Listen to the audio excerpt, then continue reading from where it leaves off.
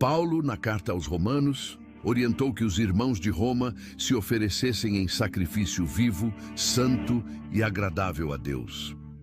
Esse sacrifício significava abster-se dos padrões do mundo, algo que, segundo ele, tornaria os cristãos romanos capazes de experimentar a vontade de Deus. Mas o que é essa vontade?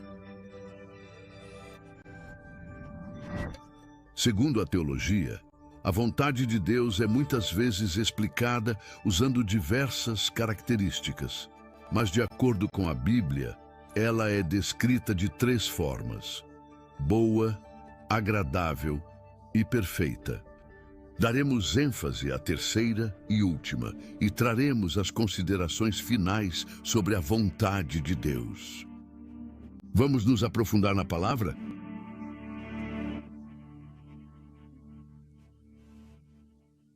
Boa noite, igreja, paz e bênção. É uma alegria estar mais uma vez com o meu povo, o povo de Deus, para juntos celebrarmos culto ao Senhor. E como o vídeo bem falou, nós estaremos hoje encerrando essa série sobre a vontade de Deus. Destacamos o texto lá de Romanos 12, 1 e 2, que nós discorremos sobre esse texto no domingo, nos 2 horários. Inclusive quero animar aqueles que não assistiram, que acessem as redes sociais da igreja, no YouTube, e você poderá assistir toda a série que nós estaremos encerrando hoje.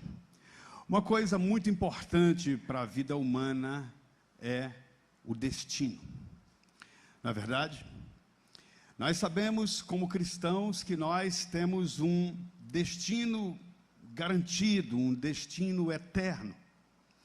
Se você que tem Jesus na sua vida, porventura faleceu hoje, não estou aqui fazendo nenhum agouro, tá, pastor? Mas isso é uma verdade. O seu destino está garantido. O que de fato nos desafia e enquanto eu estou aqui, como é que eu vou viver? A gente pergunta, aqueles que não casaram, será que eu serei feliz no casamento? Na minha profissão? Às vezes a gente pensa isso sobre os nossos filhos, O que vai acontecer com eles? Eu vejo alguns pequenininhos aqui que entram no templo. Talvez os pais perguntem, o que vai acontecer com meu filho, com a minha filha? E eu preciso lembrar aos meus amados que o cristão ele deve viver pela fé. E Deus nos garante que a vontade dele é ruim, péssima, é isso? É o que então? Então você já tem uma garantia de eternidade, e você tem uma garantia de que a vontade de Deus para a nossa vida é boa, agradável e perfeita. Mas o grande desafio realmente é, pastor, e como é que eu vivo isso? O negócio está feio para o meu lado. Por aí dizem que a tendência é melhorar, mas para mim parece que a tendência é piorar. Que história é essa? Então nós precisamos, como falamos desde domingo, o processo de Deus não é o seu processo. O processo de Deus não tem meio termo. Você lembra quando aquele homem foi segurar a arca, que caiu, quando Davi estava retomando a arca, para levar para a cidade do Senhor, e aquele soldado foi tentar, acho que usar o nome dele, se não estou enganado, pastor Josenaldo, e ele foi tentar segurar a arca do Senhor, e ele fez aquilo de boa vontade, talvez por zelo, mas vocês lembram o que aconteceu com ele? Ele morreu na hora. E eu entendo, tem várias interpretações daquilo, mas eu particularmente entendo que o processo de Deus dizia, esse trabalho é só dos sumos sacerdotes, não invente que vai dar errado. E quando Davi fez do jeito certo, nada aconteceu. Talvez alguns de nós estejamos vivendo do nosso jeito, querendo que o nosso jeito seja o processo de Deus. Mas eu lamento dizer aos amados, não vai funcionar. Porque Ele é o soberano, não é você nem eu. Foi Ele que nos criou. E Ele nos criou por louvor da sua glória, não por louvor da nossa própria glória. E eu quero só para recordar, ler de novo o texto com vocês, que diz assim, Romanos 12, 1 e 2, portanto, irmãos, suplico-lhes que entregue o seu corpo a Deus por causa de tudo que Ele fez por vocês, que seja um sacrifício, eu vou ler ali, portanto, irmão, rogo-vos pelas misericórdias de Deus, que se ofereçam em sacrifício vivo, santo e agradável a Deus, esse é o vosso culto racional. Vocês podem ler comigo agora? Não, o próximo, isso. O próximo, isso, aí. Não se moldem ao padrão deste mundo, mas transformem-se pela renovação da vossa mente, para que sejam capazes de experimentar e comprovar a boa, agradável e perfeita vontade de Deus. Então, nós entendemos aqui que há um processo de Deus. O processo começa em entender que as misericórdias do Senhor por você e por mim nos levam a entregar a Ele o nosso corpo como um sacrifício. Isso é um culto ao Senhor. E então, quando isso acontece, a nossa mente começa a mudar, o nosso comportamento começa a mudar, né? Os nossos relacionamentos começam a mudar, nós começamos a nos incomodar com a velha vida que tínhamos, e nós começamos a nos satisfazer no Senhor, e aí nós passamos a estar nos preparando para experimentar a boa, agradável e perfeita vontade de Deus. A terceira parte dessa ministração, dessa série, é sobre a vontade decretiva. Você pode colocar aí, Felipe, aquele que tem 3 partes, ok? Eu já falei um pouquinho sobre isso, mas só revisando. O sacrifício é vivo, nós nos entregamos por inteiro em tudo que fazemos, isso significa nosso físico, emoção e o nosso espírito. Depois o sacrifício é santo, porque nós nos tornamos a imagem de Cristo, separados do mundo, mesmo vivendo nesse mundo. E depois o sacrifício é agradável, porque Deus aprova, mas ao momento que Deus se satisfaz com você, você também se satisfaz nele. Então a vontade fica agradável, você não sentirá um peso quando você cumpre a vontade do Senhor. Pode passar, Felipe. Então, dá uma seguradinha aí. A vontade decretiva de Deus diz respeito àquilo que eu chamo de associado à vontade perfeita, que é o último ponto, né? O escalão mais alto nessa comunhão com Deus, nessa intimidade com Deus. Entenda, tudo o que acontece no mundo é segundo o decreto de Deus em relação à sua vontade. É claro que tem coisas que parecem estranhas para nós, mas entenda, eu estou falando de um modo de controle. Deus tem o controle de todas as coisas, mas os seres humanos têm capacidade e liberdade de escolher, não é? Então, portanto, as nossas escolhas geram uma respectiva consequência. Quando nós obedecemos, tem uma consequência. Quando nós não obedecemos, tem outras consequências. Então, tudo que Deus descreveu na sua palavra vai acontecer. Por isso que eu digo que o cristão, ele deve se mover pela fé, crendo que Deus cuida da gente e aconteça o que acontecer, seja com crise, seja sem crise. Lembra quando Abraão chamou o seu sobrinho e disse: olha, nós vamos ter que nos separar, por isso, escolhe para que lado você vai. E ele olhou, viu as campinas lindas, disse: o velhinho vai para lá de lá, para as montanhas, eu vou para esse lado aqui que está mais bonito. E ele foi, e chegou um determinado momento que não deu mais certo para Ló, ele escolheu errado, e Abraão foi para as montanhas. Qual era a diferença entre Abraão e Ló? Planícies ou montanhas, era isso? A diferença era que Deus estava com Abraão, ele estava em obediência. Então não importa a crise, se o Senhor estiver com você, você vai vencer, Ele vai cuidar, né? Aconteça o que acontecer. Então, o ponto é, Deus é soberano, a vontade dele decretiva vai acontecer.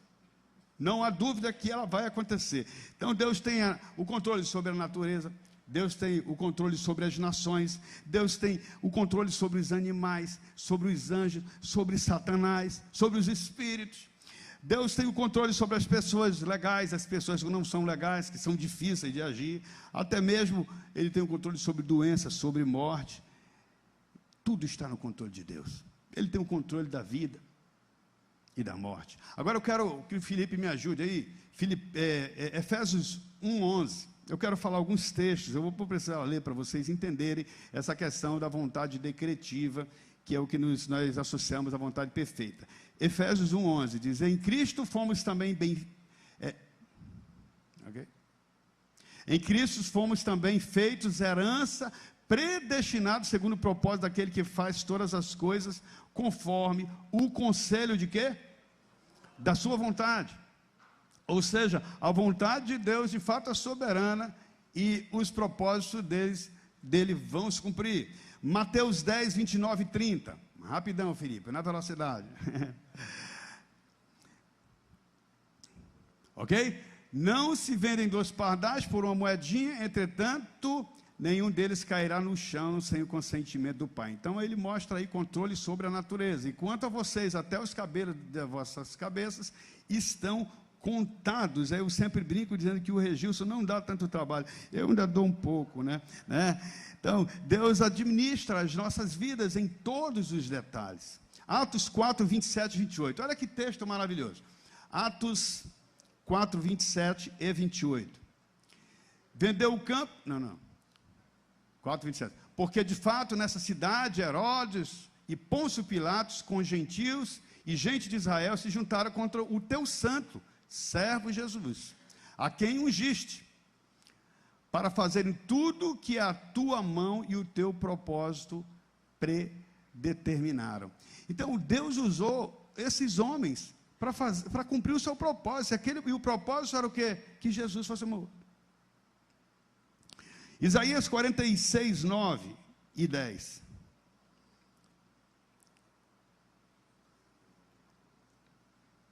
Ok?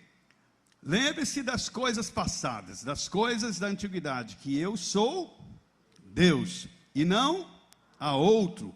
Eu sou Deus, e não há outro semelhante a mim.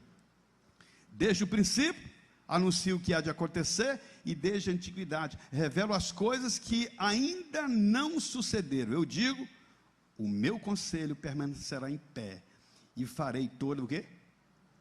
Então a vontade decretiva está claro aqui, eu acho que já provamos biblicamente que ela vai se cumprir. Agora, como desenvolver, pastor, a vontade de Deus? Está legal, estou entendendo mais ou menos isso aí, mas como é que isso na prática funciona? Primeiro, como nós lemos no texto, primeira coisa que nós devemos é renovar nossa mente com a palavra de Deus. A palavra de Deus, ela funciona, como diz Paulo lá aos Efésios, que ele é como uma água que lava a nossa mente. Ela purifica o nosso entendimento. A igreja, ela se prepara para encontrar com Cristo de uma maneira pura. Quando a igreja não lê a Bíblia, ela não está se purificando. Eu até digo, quando eu falo para jovens, como sendo eu jovem, né, se o jovem ele vê 10 minutos de pornografia, ele tem que ler pelo menos, meditar pelo menos 1 hora de Bíblia, para limpar a mente dele. Sem exagero. Mas à medida que você medita na palavra do Senhor, você vai tendo prazer, como diz o Salmo 1, né? Salmo 1, que ele tem prazer na lei do Senhor. E na sua lei ele medita de dia e de noite. Então, primeiro, é a renovação da mente. Primeiro, renovação da mente. Segundo, absolver a mente de Deus. No momento que você começa a meditar na palavra de Deus, para que você possa acessar a vontade dEle, quando acontece alguma coisa no seu trabalho, na sua casa, é impressionante como vai vir na sua mente a palavra de Deus naquela área. E você vai dizer, eu não posso fazer, porque tem uma vontade de Deus revelada que sinaliza como eu devo me comportar nisso aqui. Então, a mente, absorver a mente de Deus e, na sequência, praticar a mente de Deus. Então, esses 3 passos aí são importantes você guardar. Renovar a mente, absorver, memoriza a palavra de Deus. Estava falando esses dias com os jovens e estava dizendo para eles, talvez você vai dormir em algum momento, vem alguma coisa ruim na sua mente, pode ser algo que você fez durante o dia, que não foi legal, que você ficou envergonhado, ou até algo ilícito mesmo, e vem na sua mente, como é que combate aquilo? Eu digo, quando eu sofro esse tipo de ataque, eu diria o velho homem, a minha memória trazendo coisas que não são boas, eu combato com a palavra de Deus. Eu começo a citar na minha mente versículos. Eu tenho mais de 600 versículos decorados, salmos inteiros. Isso ajuda muito, porque você tem a palavra de Deus na tua mente. Esse é um segredo de sucesso para o crente em todas as áreas, ter a palavra de Deus na sua mente. Agora vamos lá, eu vou falar algumas coisas práticas sobre a vontade de Deus em 3 áreas, bem rapidamente. Na verdade, essa série seriam 4 ministrações, então eu estou apertando para dar em 3.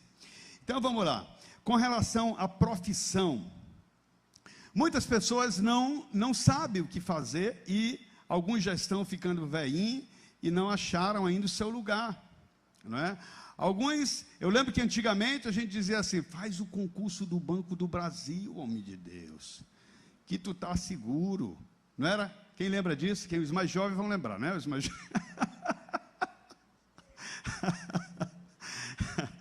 Mas o mundo mudou, né? As coisas mudaram, e nós vemos uma juventude hoje mais lenta do que a antiga, né? A juventude mais antiga, né, pastor Josinaldo? Nós da turma da mocidade, né? A gente fazia algumas coisas diferentes das de hoje. E o que é que eu oriento biblicamente sobre isso? Tudo que tiver à mão, faz conforme as tuas forças, porque para onde tu vais não se trabalha e você não pode produzir nada.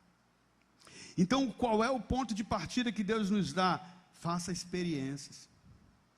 Eu vou dizer algumas das experiências que eu fiz. A minha primeira profissão, a mais, foi até internacional, eu até tenho dificuldade de dizer, office boy. Nome técnico, né? Mas antes disso, eu fiz algumas experiências. Aos 12 anos, eu estudava de manhã, mas cedinho tinha um supermercado perto da minha casa, e eu ia trabalhar lá. O que eu mais gostava de fazer era o frete. O que é o frete? Era levar as sacolas das madame para o carro, ou então, não tinha como é hoje, né? Ou então até levar lá perto da casa dela, se não fosse, e aí eles davam uma ponta boa para nós. E aí depois eu fiz essa experiência no supermercado, foi muito legal. Eu comecei a fazer uma outra experiência. Eu conheci um camarada que trabalha na época, era da Eletronorte, e ele via que eu era trabalhador, além de um jovem muito lindo, porque isso, né, não tem como... Então, eu dizia assim, o senhor não quer que eu limpe o seu quintal? Então, outra experiência que eu tive, com a enxada. Quantos sabem capinar? Nós vamos fazer um desafio com os homens em breve aqui, tá, gente boa? Quero ver quem sabe pegar na enxada, né? E aí, eu lembro que naquele momento, foi eu, meu irmão pertinho de mim, o Samuel, e um primo nosso. Mas o camarada lá começou a observar os 3 trabalhadores. E tinha formiga, gente boa, naquele terreno. Pensa num negócio difícil. Mas eu tinha muita determinação. Vocês veem que isso é da minha pessoa, da minha personalidade. Chegou um momento que eu ia cedinho lá, antes de ir para o supermercado, trabalhava tipo de 6 às 7, 7h30, capinando. Aí eu ia lá para o supermercado, né? E chegou uma hora que o cara disse, cara, fica sozinho, que esses teus colegas não querem trabalhar não, eles só vão ganhar nas tuas costas. Então ali eu já assumi uma liderança num terreno sozinho, de capinar, né? Então você tem que ter experiências. Não tenha vergonha de trabalhar, tenha vergonha de ser preguiçoso, né? Então vendi picolé. Quando tinha jogo de futebol, eu comprei uma caixinha. Então no dia do jogo de futebol era show de bola, era sábado, pastor Josinal. Eu vendia rápido, tinha que vender e voltar enquanto trocava o time, já voltava de novo. Era um bom negócio vender picolé. Foi uma coisa que eu fiz também, foi vender picolé. Que mais? Eu achava que eu podia ser técnico de RH, fiz curso de RH, tudo que era curso eu fazia. Fiz curso de RH, fiz curso de contabilidade para o ser auxiliar. O que é isso? Eu fiz isso mesmo, meus irmãos. São experiências. Você está procurando o seu lugar. Você está fazendo tentativas, né? Depois eu fiz curso de almoxarifado, eu trabalhei numa gráfica. Depois eu trabalhei com cargas, uma empresa de cargas, Itapemirim Cargas. E depois eu entrei, e nesse paralelo eu pensei em fazer a faculdade, que é outro assunto, já eu falo depois. Depois eu entendi, eu entrei na área fiz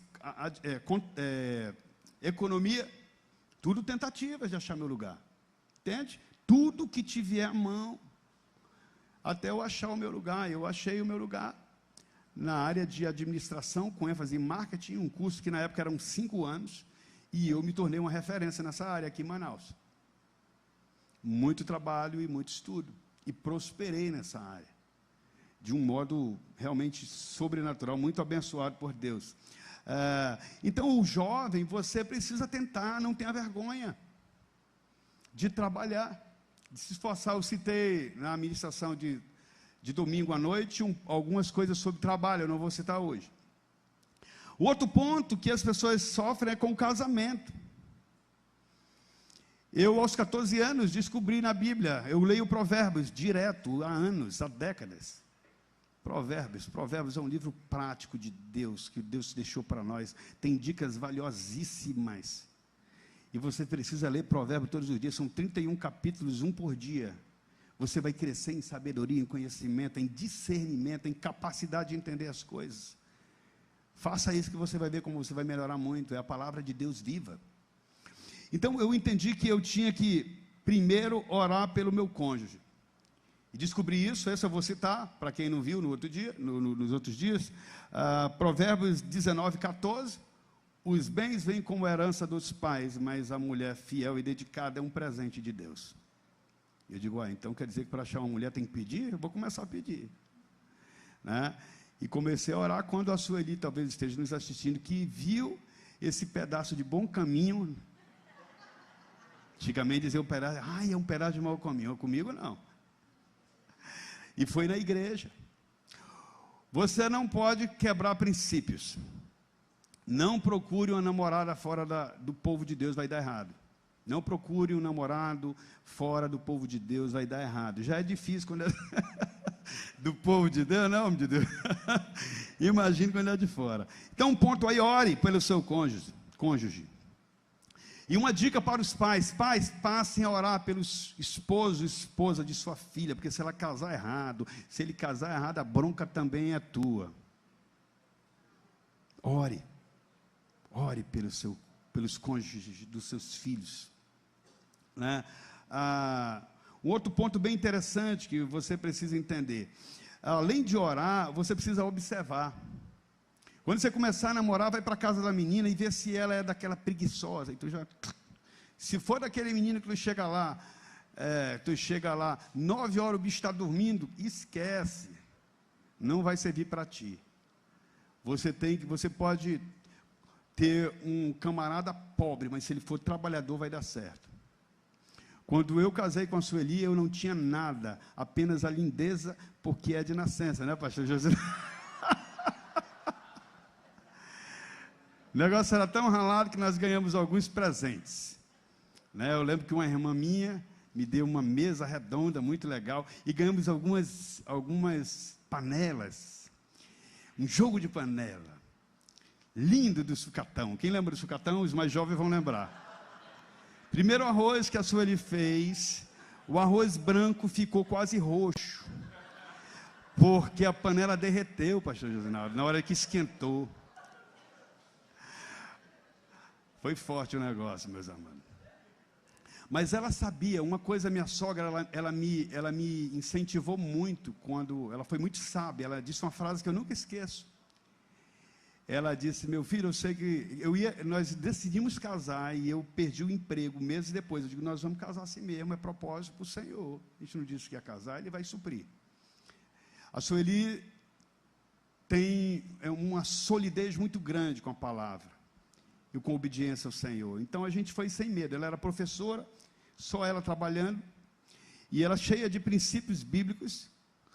Quando ela recebia, eu nunca pedi isso, a Sueli dava o dinheiro para eu administrar.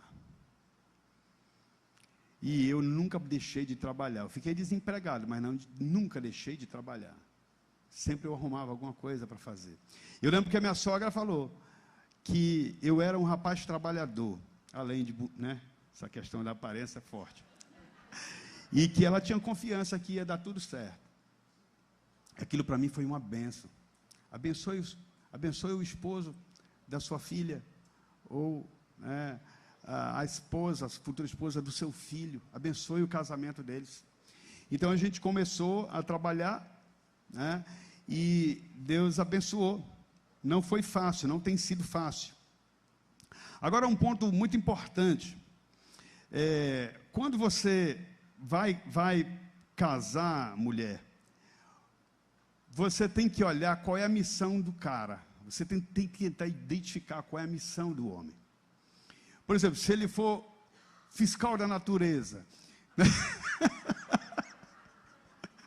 você ia liberar sua filha para... Sabe? Não, né? Então, isso não é um dom, né? Isso é um defeito. Por que eu falo isso? Porque a submissão da mulher não tem a ver com ser menos do que o marido, tem a ver em andar na missão dele. A missão é dada para o homem, a mulher também tem a missão, mas ela é uma auxiliadora, foi assim que Deus criou. Isso não tem nada a ver com machismo, isso é coisa do inferno, de machismo, de feminismo. Não tem nada a ver, foi o processo de Deus. O homem é o líder, ele foi criado para isso. Ele é diferente, ele tem que sofrer os maiores riscos, ele tem que ter uma mentalidade provedora. Não é?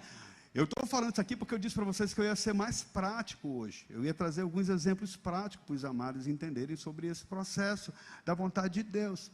Né? Então, a missão do homem será a submissão da mulher. Imagina o pastor Joás, tem um chamado ministerial, e a irmã Alvanete, ela quer, um exemplo, tá? Vou exagerar aqui, ela quer ela quer desfilar, ela acha que ela ia desfilar nas passarelas, né? E ser uma atriz, digamos. Imagina, não vai dar certo esse casamento. Porque a missão do marido dela não tem nada a ver com o que ela quer fazer. Por isso que você precisa analisar bem a motivação. Eu e Sueli nos encontramos na igreja. Como eu disse, quando ela viu, né, aquele pedaço de bom caminho, ela disse, é esse. Né? É sério. E eu, sinceramente, não tinha nada. Ela tinha a oportunidade de namorar rapazes que tinham um carro, que tinha uma condição estabilizada, e eu não tinha nada. Eu brinco com ela que eu digo que ela apostou forte. Né? Mas ela viu o caráter, ela viu temor ao Senhor. Entendeu? Ela viu que ela estava casando com um homem que ia ser para sempre. 32 anos de casados. Né? E um homem que trabalhava. Ela lembra, por exemplo, perto da gente casar, que eu perdi o emprego, eu vendia picolé, lá no centro. Eu tinha um lugar que eu consegui numa loja de um amigo e eu coloquei lá. Eu saía às 6 da manhã para comprar. Isso não é muito tempo não, eu casei em 1993. Talvez um jovem tivesse vergonha de fazer isso. Mas tudo aquilo é treinamento. Entende? E Deus foi me prosperando. Uma coisa bem interessante sobre essa questão de missão, de perceber, de observar. Você lembra quando Eliezer foi buscar a esposa para Isaac? O pai se preocupou, por isso que eu falo, ore pelos os cônjuges dos seus filhos. O pai se preocupou com quem ele ia casar. Ele disse, não casa com mulher cananeia. Não vou levar ele, não leva meu filho para lá. Você vai buscar a esposa. Ele disse, como é que eu vou achar uma esposa para o cara? Então ele disse, se chegar uma mulher, colocar água, aquilo ali, tem gente que acha que foi sinal, que ele fez, não, aquilo ali foi observação daquilo que a gente fala, os mais jovens vão falar, essa mulher aprendada, né? Lembra disso? A mulher aprendada, ela sabe fritar peixe, né? Ela lava as roupas íntimas dela. Tem mulher que não faz nem isso, é sério, nós aprendemos em casa, agora eu vou falar, a lavar cueca. Todos tínhamos que lavar. São pequenas experiências. E não deixar aquele montinho enrolado lá, né? Deixa o montinho e a mamãe se vira. São pequenas coisas que vão trazendo disciplina, que vão ser úteis no relacionamento depois. Você não vai casar com uma escrava, não, que vai ficar lavando suas coisas o tempo todo. Você vai ter que ajudar. Não é? Então, essa questão de observar e de missão, eu acho que é muito importante, né? Eu diria que, na prática, para fazer a escolha certa, lembre-se de, primeiro, o casal tem que temer ao Senhor, ver se o cara tem iniciativa, ver se o cara é trabalhador, se ele tem domínio próprio. Vai na casa dele, ver como é que ele trata a mãe dele, como é que ela trata os pais dela, porque aquilo ali é um ensaio do que vai ser lá na frente, né? Se ele se submete à autoridade, ou se é um cara rebelde, você tem que analisar, porque depois que começa, né, fica difícil consertar. E aí eu quero, coloca agora o próximo slide. Eu quero falar agora para os amados sobre o próximo. Pode passar. Não, tem um anterior a esse. Será que ele não colocou a última apresentação aí? Bom, eu quero falar sobre 4, é um que tem nome de 3 autores. 4 atitudes para fazer as escolhas certas. Não é isso. É mais para trás um pouquinho. 4 passos, mas eu queria um antes. Salmo 25, esse aí, eu vou já explicar sobre ele. Salmo 25, 4 diz: mostra-me o caminho certo, Senhor, ensina-me por onde devo andar. Guia-me pela verdade, pois és o Deus que me salva, em ti ponho a minha esperança. Salmo 25, versículo 4 e 5. O Senhor, Ele pode mostrar o caminho certo. Se você quiser anotar essa referência, é importante, Salmo 25, 4 e 5. A gente precisa pedir, Ele diz: ensina-me o caminho. Ensina-me o teu caminho, ensina-me as tuas veredas. Se você não quer errar, você tem que buscar a orientação do Senhor. Agora, Provérbios 3:1, eu falei para vocês que provérbio é o meu forte. Provérbios 3:1 diz assim, na NVI: meu filho, não se esqueça de minhas instruções, guarda meus mandamentos no teu coração, ou as minhas instruções no teu coração. Se assim fizer, viverá muitos anos e sua vida será cheia de paz. Não permita que a bondade e a lealdade o abandone. Prenda ao redor do pescoço, escreva no fundo do teu coração. Então você conseguirá o favor, boa reputação diante de Deus e das pessoas. Aí um ponto aqui: então conseguirá o favor. Ele diz, o 5, confia no Senhor de todo o coração. Confia no Senhor, não dependa do seu próprio entendimento. Busque a vontade dEle em tudo que fizer, e Ele lhe mostrará o caminho que você deve seguir. Isso aqui, queridos, é para qualquer área da vida. É para o casamento, é para o negócio. Como eu disse, não tente viver do seu jeito e querer usufruir da boa, agradável vontade de Deus, boa, agradável e perfeita vontade de Deus, que não vai funcionar, porque os princípios são eles que estabelecem, nós devemos apenas obedecer. Tiago 1,5 diz: se algum de vocês tem falta de sabedoria, faça o quê? Peça a Deus, que a todos dá livremente, de boa vontade lhe concederá. Então nós somos instruídos a pedir sabedoria.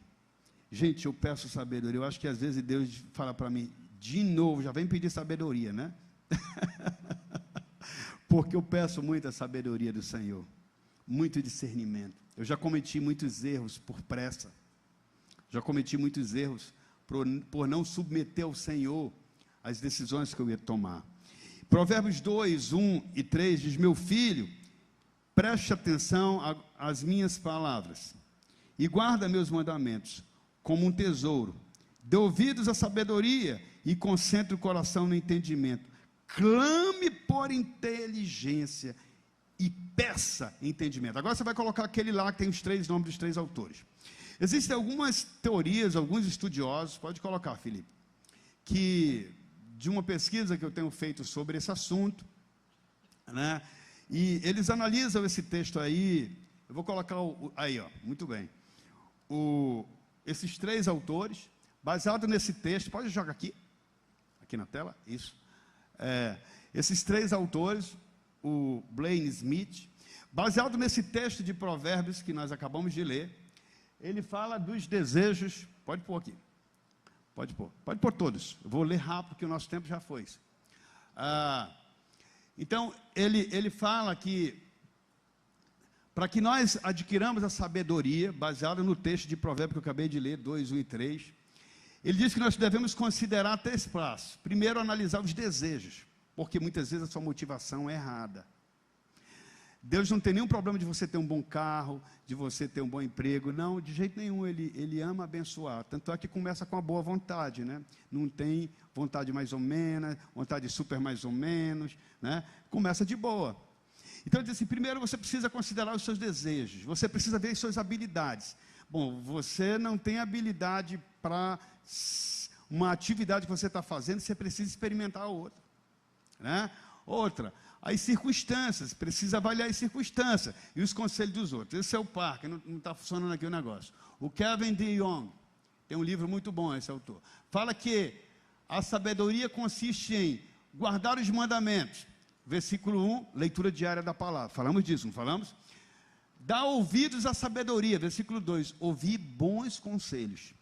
E clamar por entendimento. Eu faço isso direto. Aqui ele diz orar a Deus. E o James Petit fala de 7 elementos sobre a tomada de decisões. Vamos ler juntos? 1, consagração, informação, súplica, consulta, meditação, decisão e expectativa. Passo próximo. Então veja que aí nós entendemos, um outro autor, o livro Conhecendo Deus, do Parker. Eu vou falar sobre esses 4 pontos aí bem rapidinho, só como síntese, porque eu já dei para vocês a base antes. Os 4 passos da sabedoria, do Parker. Primeiro, o caminho da reflexão. Primeiro caminho é da reflexão. Se você vai tomar decisões, você precisa avaliar o que de fato está acontecendo ao seu redor, baseado na palavra de Deus. Sempre procure, vou mudar de emprego, né? Digamos, estou insatisfeito com o meu chefe. Bom, isso é insubmissão, você trabalha para o seu chefe ou trabalha para Deus? Você precisa refletir sobre as decisões que você está tomando, porque muitas das decisões que nós tomamos precipitadas, elas trazem grandes consequências, e você muitas vezes demora muito para retomar a estrada. Eu estava indo para o aeroporto recentemente com a minha esposa, não era aqui de Manaus, só de Manaus, e nós erramos, rapaz, no aplicativo nós entramos numa rua errada. Gente, levou quase, eu fiquei com medo de chegar atrasado no aeroporto, porque eu fiz uma curva antes, e aí para voltar de novo. Agora imagine isso na sua vida. Você estava passando por um teste lá na sua empresa, mas você é o machão ou a brava, e disse, eu não vou me humilhar não. E Deus estava te treinando, quem sabe, para você ser chefe lá naquele lugar. E você não se submeteu a ele, não refletiu, tomou decisão precipitada e se deu mal. Então, a palavra de Deus sempre nos estimula a meditar na palavra, né? Meditar na palavra, para você ter capacidade de tomar decisões, né? Isso que é o renovadamente, o transformar, o alcançar a boa vontade, né? Até que você alcance a perfeita vontade do Senhor. Provérbio 19:2 diz que não é bom agir sem refletir, e peca quem é precipitado. A palavra dá ou não dá direção, gente boa? Não é bom agir sem refletir. Quantas oportunidades eu perdi nessa minha jovem vida, porque eu não observava essas coisas, né? Então aqui, a chave é que as nossas decisões não devem vir de orientações sobrenaturais. Pode acontecer? Pode, eu não vou dizer que é impossível, um sonho, uma visão, mas não é o jeito que Deus costuma usar. Pode, eu já tive experiências assim, até já contei, mas eu não me movo por essa mentalidade, né? Mas sim meditar na palavra de Deus, né? Essa é a forma segura. para você comprar, para você vender, para você casar, você deve ter a motivação certa e pensar biblicamente. Uma das coisas é, vai glorificar Deus? Vai glorificar Deus? Isso agrada o Senhor? O 2, o caminho do aconselhamento, ou do conselho. É um princípio bíblico o aconselhamento, tanto no Novo como no Antigo Testamento. Provérbios 11, 14 diz, não havendo direção, o povo fracassa. Com muitos conselhos, a segurança. Provérbios 24, 6 diz, quem sai à guerra precisa de orientação, e com muitos conselheiros se obtém vitória. Então, veja só, o conselho é extremamente importante. Eu uso muito isso nas minhas decisões, que eu realmente preciso de orientação. Agora, quem é que vai me aconselhar? O psicólogo, o filósofo, tem que ser pessoa que teme ao Senhor, gente boa, e que tem uma boa teologia, e que ama a palavra de Deus, né? Então, isso vai te dar uma diretriz, né? Um caminho, para você não tomar decisão errada. Como nós vimos, Deus, ele dá sabedoria, né? O terceiro ponto, eu vou correr aqui, é o caminho da suspeita. Você tem que entender que seu coração é enganoso. Enganoso é o coração do homem, mais do que todas as coisas. Enganoso e perverso, Jeremias 17, 9.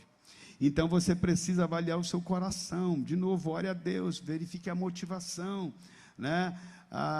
Tem gente que não quer casar pelos propósitos de Deus, ele quer casar porque quer sair de casa, e se dá mal. Eu já vi um monte desses casos, né?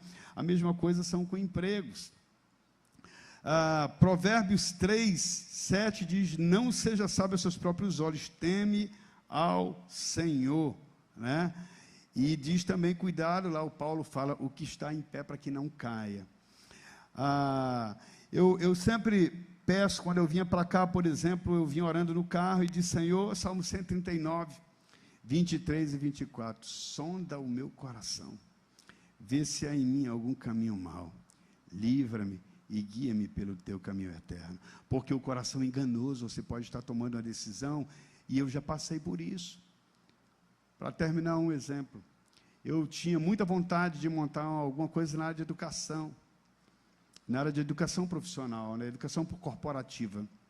E eu comecei a pesquisar, achei um lugar lá em São Paulo, orei ao Senhor, mas eu não fiz uma coisa que é importante.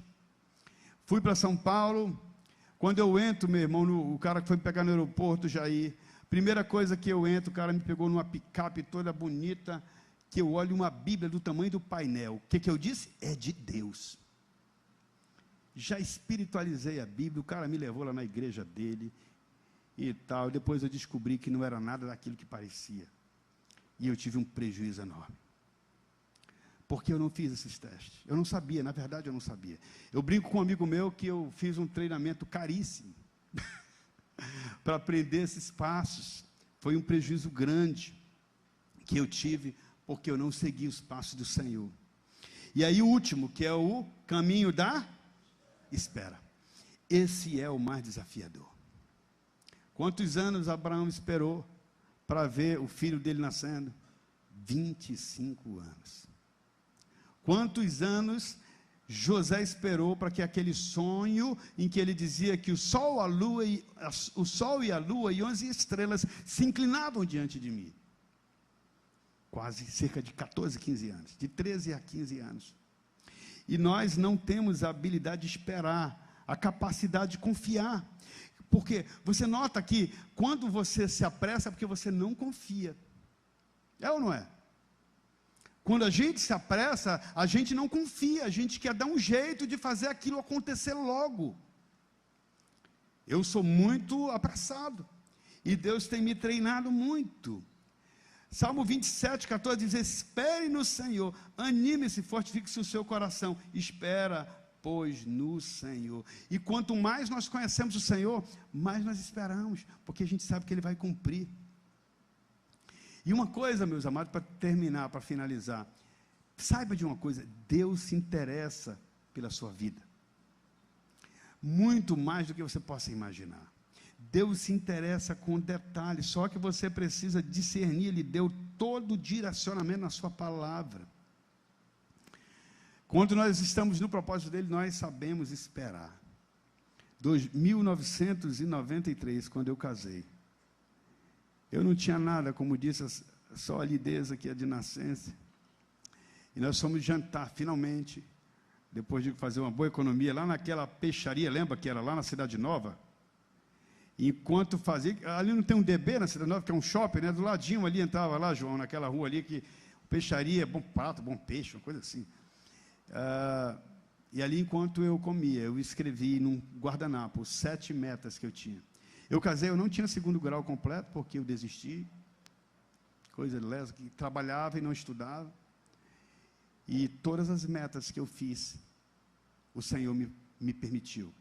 Fazer faculdade, fazer pós-graduação, ser diretor de empresa, ser empresário. E tinha uma que não tinha acontecido ainda, que era fazer uma pós-graduação, a nível de mestrado e doutorado. E Deus esse ano me deu isso. Esperei 20 anos. Quando chegou a hora, Ele liberou. Então, Deus não vai te enganar. Espera no Senhor, confia nele.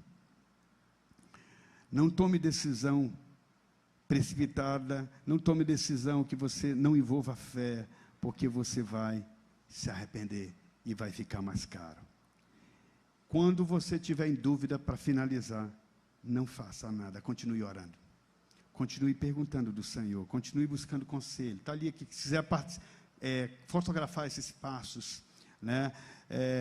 Deus tem a hora certa. Deus vai confirmar, e quando Ele confirmar, Ele vai abrir todas as portas, né? E com certeza a vitória virá, e você vai experimentar, como nós falamos até aqui, a boa, agradável e perfeita vontade de Deus. Eu quero orar por você agora, abaixe sua cabeça. Senhor, a sua palavra foi ensinada nesses dias, nessas 3 ministrações. Oh Deus, como nós precisamos de sabedoria, de entendimento, de inteligência, de discernimento para fazer a tua vontade. Que o Senhor faça com que cada um de nós ame a tua palavra. Que todos os dias ela seja o nosso alimento. Que todos os dias ela seja o nosso conselho.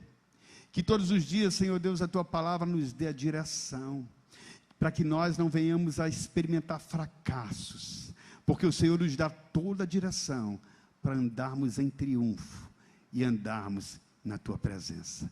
Eu abençoo o teu povo, esses que aqui estão, os que estão em casa, os que vão assistir depois, para que essa palavra, simples palavra, possa ser útil na vida do teu povo, para que nós vivamos segundo a tua boa, agradável e perfeita vontade.